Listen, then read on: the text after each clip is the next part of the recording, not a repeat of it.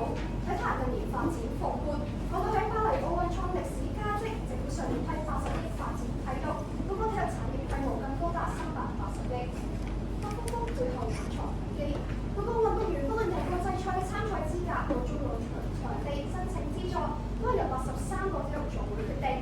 如果有任何不滿，只能向各個總會內部上訴。其實審計署早喺2020年指多個總會運作唔透明，所以近出現都係新泳會旗下9歲天才無法出賽，全運總偏袒歷史悠久但冇實際戰績嘅僵屍屬會。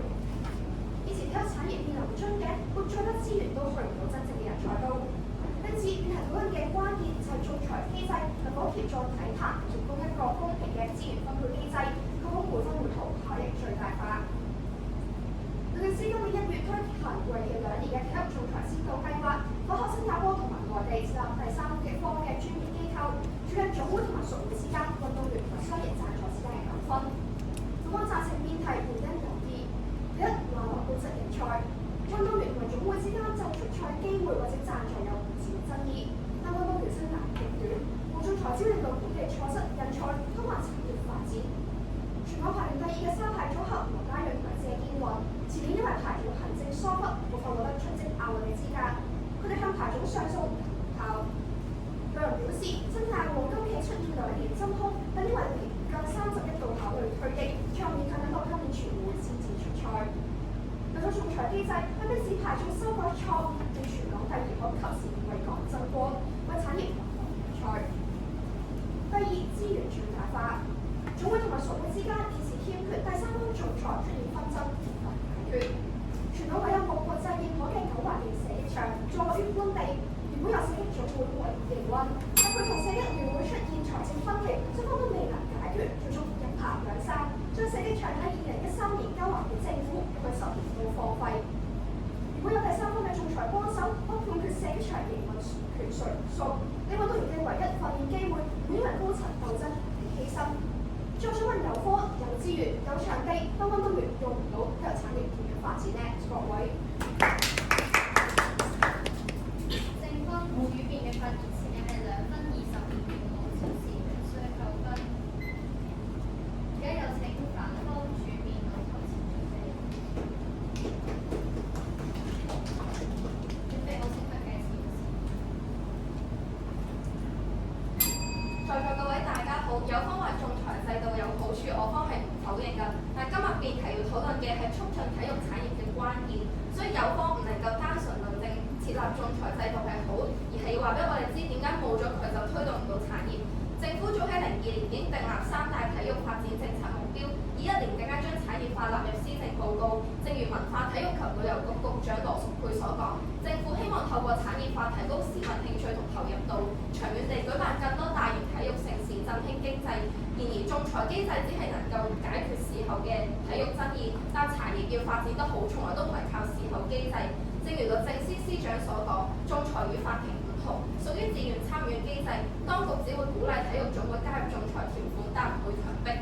我方衡量辯題準則在於設立仲裁機制能否配合本港產業化願景，喺可持續發展中起到關鍵性作用。我方反對辯題原因有2：一、焦點錯誤。立法會秘書處資料研究組喺2023年指出，香港缺乏持續性觀眾去推動體育產業。以港足為例，過往幾場喺啟德搞嘅賽事都座無虛席。然而，足球總會嘅數字顯示，職業聯賽喺過往賽季平均每場只有685名觀眾入場，反應仍然冷淡。正如足球總會主席霍啟山所講，香港足球欠缺場地同市民支持，距離產業化仲有好遠嘅距離。而今日所講嘅體育仲裁，做嘅只不過係事後處理爭議嘅機制，根本解決唔到體育發展最核心嘅問題，冇基礎、冇觀眾、冇場、冇市場。所以要問有方，現況底下唔係爭拗太多，而係參與太少，係咪真係要靠仲裁機制呢？二、成效存疑。現時體育糾紛主要由各體育總會同港協暨奧委會處理。正如律政司副司長張國軍所強調，仲裁係基於自願性質，唔能夠強制總會參與，強調只能盡量呼籲業界參與。所以律政司司長林定國喺接受訪問時，更加主動以2024年球王美斯缺席表演賽為例，指出相關賽事本質上係商業性質，仲裁未必能處理相關嘅商業糾紛，反映出體育仲裁具有局限性。有方後場需要論證，喺設立機制之後，究竟可以處理到幾多個案，成效又有幾多呢？最後想問有方，而家香港體育產業發化面臨嘅最大阻礙係咩呢？多謝各位。反方主辯嘅發言時間係2分19秒，無超時，無需扣分。而家有請正方第一副辯論台前準備好請向嘅詞。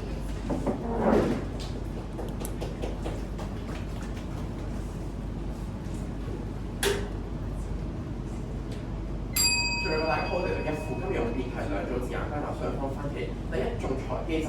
今日有方話咧係有啲機制有啲個案係解決唔到，就好似美資事件咁樣。但亞非法協香港區域仲裁中心主任陳曉峰都話，佢裁決咁多國際事件當中，美資事件呢一件商業事件咧係喺國際機制裏面係有得仲裁。所以今日唔可以單單用政府睇呢個機制角度，政府呢個試行機制角度去睇呢件事成唔成立，而係當呢件事去到實行嘅時候，再睇佢有冇用咯。所以呢個仲裁中心主任都話有用嘅時候，唔知有方同學擔心咗啲乜嘢。第二，今日有方同學講話冇強制性，所以今日有方只係擔心冇約束力，但係有方都承認咗，只要有人用咧就可以減少紛爭。但係而家新加坡都強制所有體育總會都可以使用，但係如果香港抄新加坡，咁有方嘅憂慮仲存唔存在咧？而且今日只係試行嘅先導計劃，到之後實行嘅時候，咁最後咪最有權強制咯？咁係咪好過而家現行計劃嘅內部自我審查，由體育總會嘅主席審翻體育總會自己咧？再話今日有方同學講話要達至到全面嘅發展，所以但係今日見到嘅就係香港體育發展咧，一定要有仲裁先可以實行到，先至有俾到信任，俾到唔同嘅商業機構，俾到唔同嘅運動員。就好似今日再香港政府再多撥款，再多支援俾嗰班企業投資落香港度嘅時候，但係如果筆錢落唔到運動員手度，運動員用唔到佢哋嗰筆錢去發展自己，商業投資咧又俾嗰啲拗撬咧又解決唔到嘅時候，不如我問翻個現行機制底下，到底點樣去解決呢啲問題？到底點樣去解決呢啲拗撬咧？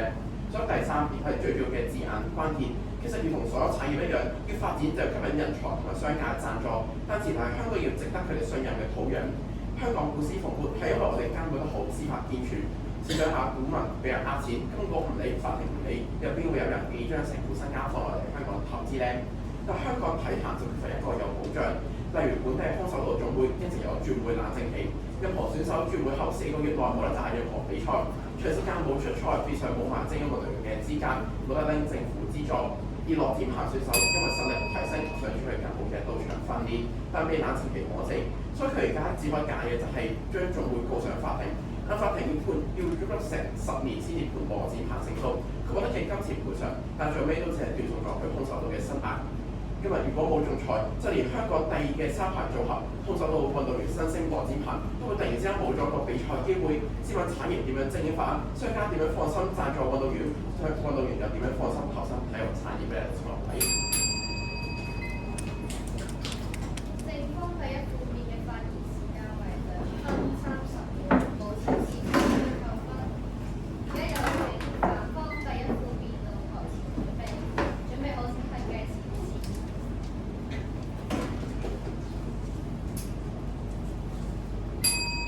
各位大家好，一副為試驗發現，有方最大問題就係目的手段根本不相符，有方論證成效只係建基於以下例子。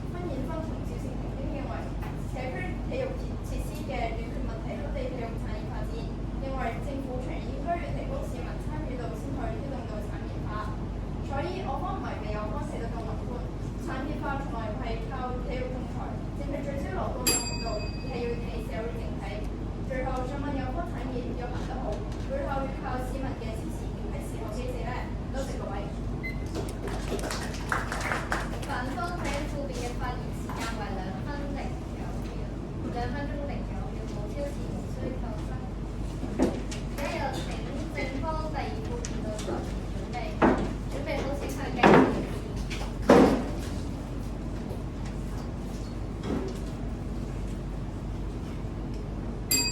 各位大家好，而家先講翻有方幾個謬誤。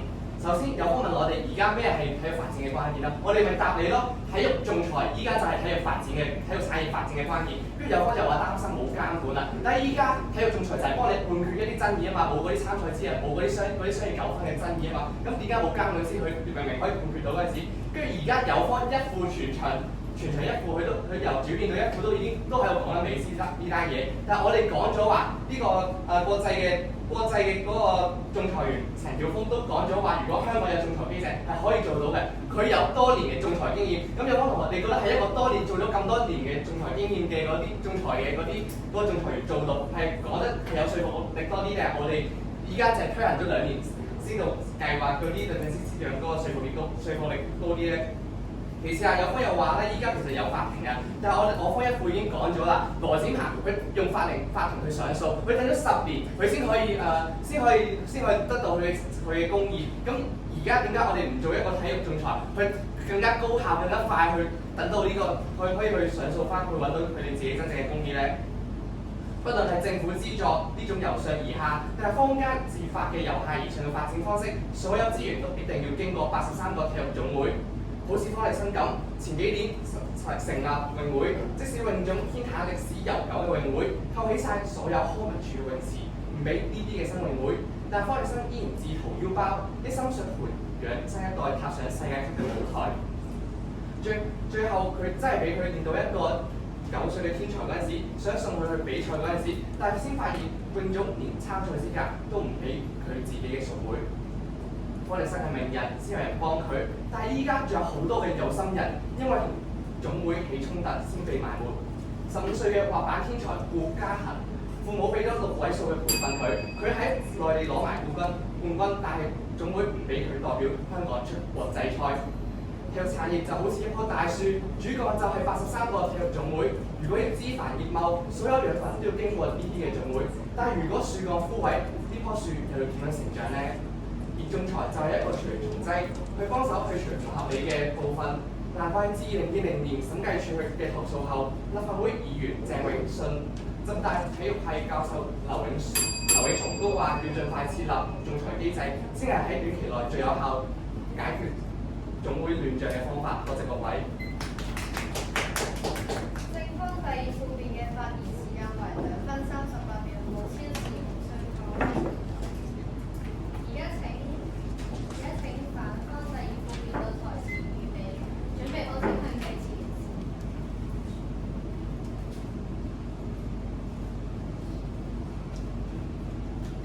在座各位大家好，比賽嚟到呢度，有方依然解釋唔到你個仲裁機制係冇人出力㗎。咁佢到底可以處理到香港幾多個個案呢？我哋睇翻你哋依家嘅落案真係好奇怪嘅喎。你哋話依家現行制度係唔公冇效，但係點解設立咗你個仲裁機制，你講嘅問題就即刻消失嘅？喂，所以正如咧，關記署喺20年嘅審計報告揭示港協同埋奧委會管理員黨，包括選拔運動員過程見透明等，要求佢哋定置新嘅管制方案，包括公開同客觀嘅選拔制度，增加更多公平嘅選拔制度。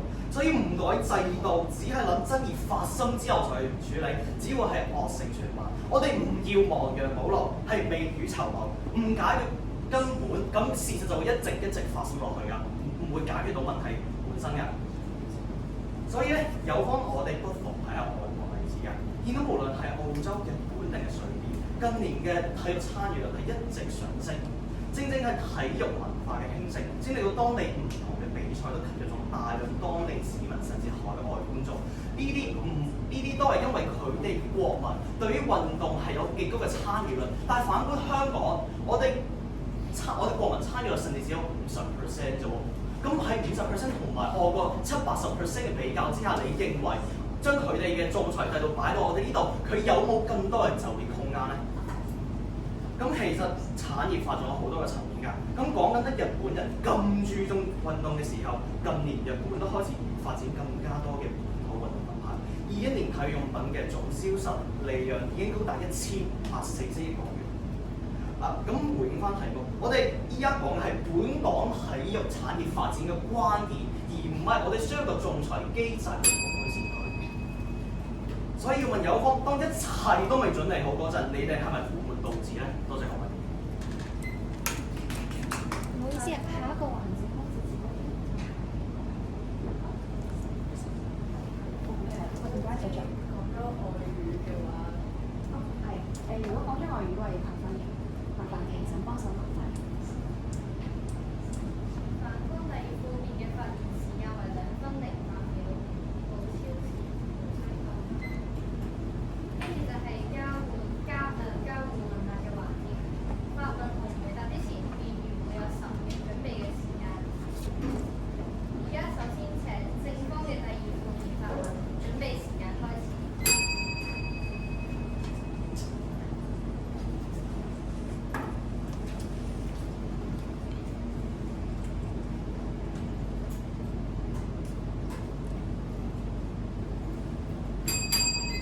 準備時間結束，請正方第二負面發問。各位大家好，政府上年79億體育資助，大部分都要經過83個總會，由佢哋去揀資助咩運動員去做體育普及化。如果冇仲裁，總會同運動員之間有爭議，所以唔肯俾錢，政府再加撥款啦。咁點樣確保呢啲資源可以落到有需要嘅運動員度呢？多謝各位。反方第二負面回答，而家準備時間開始。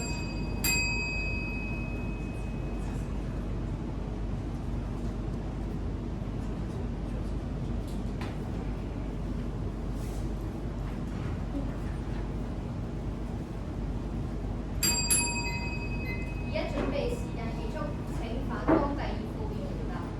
咁有方話咧，我哋資源我哋需要確保佢落到有需要嘅人手嘅。但係我哋依家要做嘅唔係完善個制度，難道做嘅唔係要完善個制度，令到佢變得更透明、更公正咧？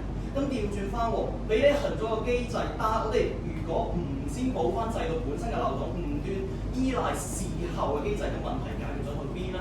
所以我哋依家係要先補翻個制度，先可以令呢個問題直接解決，而唔係設立一個專門嘅仲裁機制去解決。多謝。而家反方第二負面發問，準備時間開始。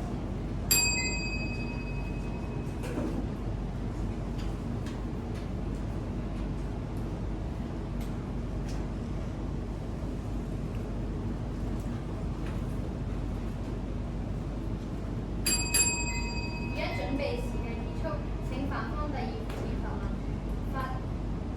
要發言前請佢繼續。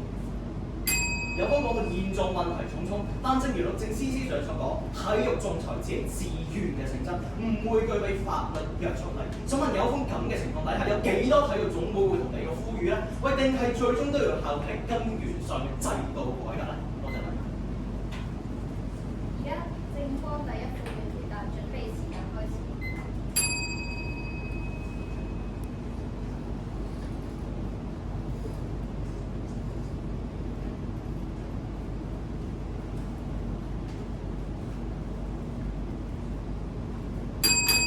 準備時間結束，請正方第一負面回答。大家好，今日有方同我哋講話冇強制性，所以咧就做唔到。所以今日我方市場已經講咗好多次。今日新加坡嘅例子咧係可以整得到可以強制性咁樣叫所有體育總會去參加呢個體育仲裁嘅時候，問翻有方堂，如果香港過完呢個試行嘅話，做翻實行嘅時候，上翻法律嘅時候，係咪就可以解決到有方疑慮咧？所以今日重點。所以有方今日嘅質疑重點根本唔在於究竟係咪呢個計劃有冇用，而只不過係佢究竟係可唔可以強制到去到所有體育總會。而今日新加坡做到嘅時候，而英國亦都可以靠寫翻喺佢哋簽約裏邊，靠係要仲裁機構去解決呢啲所有體育紛爭嘅時候，不如有方答翻我，究竟香港而家有人有機制，亦都有佢完善嘅設施嘅時候，點解做唔到咧？咁各位。結束。而家正方第一負面發問，準備時間開始。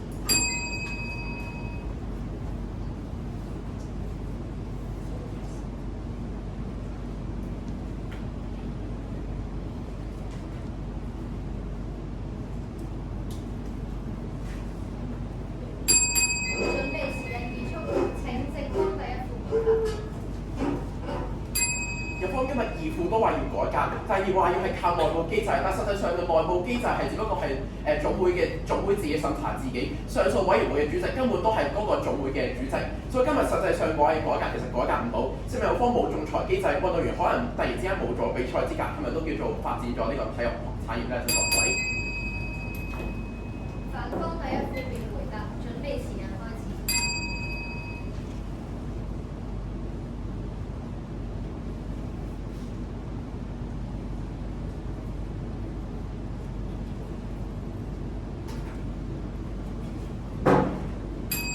準備時間結束，請反方第一副辯回答。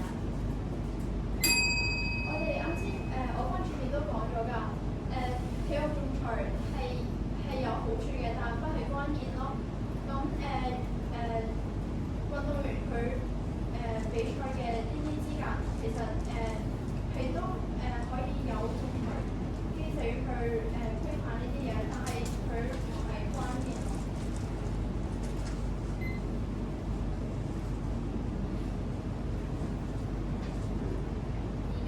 而家反方第一副辯發問，準備時間開始。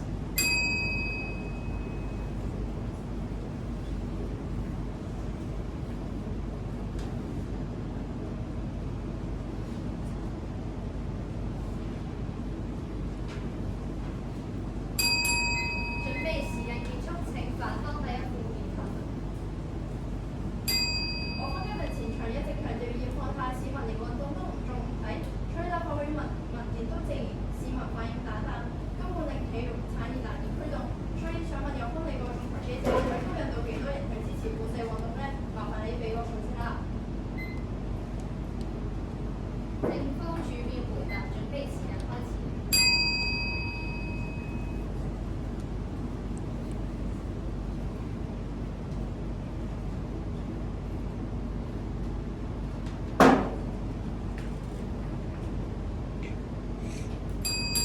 準備時間結束，請正方主辯回答。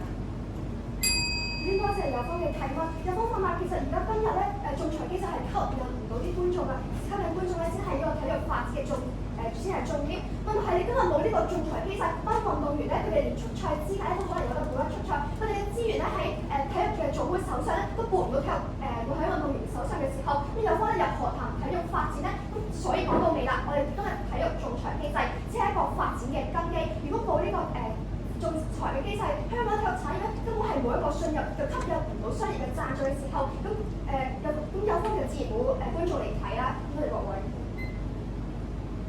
正方主辯發問，準備時間開始。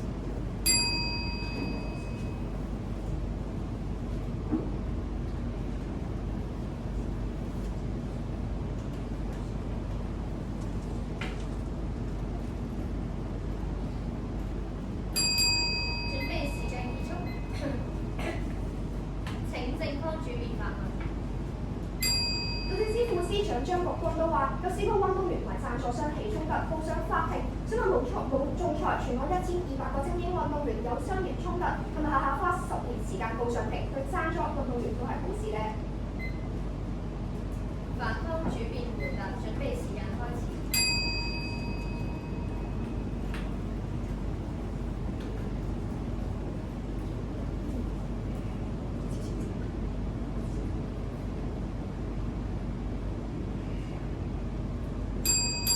準備時間結束，請反方主辯回答。咁即係正方嘅提問，佢話正方剛才問係咪真係下下都要告上法庭咧？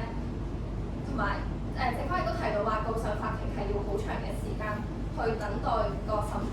咁但係我就想問下啦，如果用仲裁機制去解決，先唔好講佢解唔解決得到啦。如果真係上到去仲裁機制，正方講話有咁多人同贊助商發生衝突，咁解決嘅時間又要幾長咧？係咪真係可以快過法庭好多咧？同埋再加上而家呢個仲裁機制，香港係仲未去話係強制性啊嘛，你都只不過係講係其他國家，例如新加坡，佢哋有強制性，但係我哋香港係冇。而家我哋嘅政府官員都係話時間結束，反方主辯發言，準備時間開始。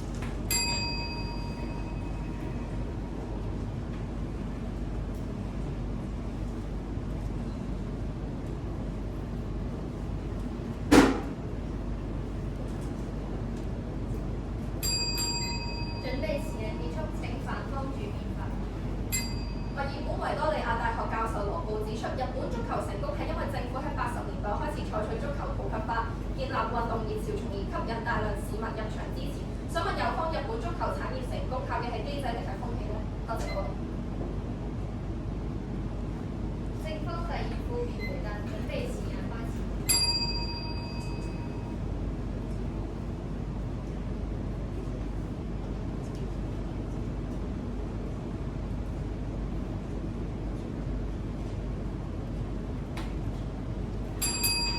準備時間結束，請正方第二副面回答。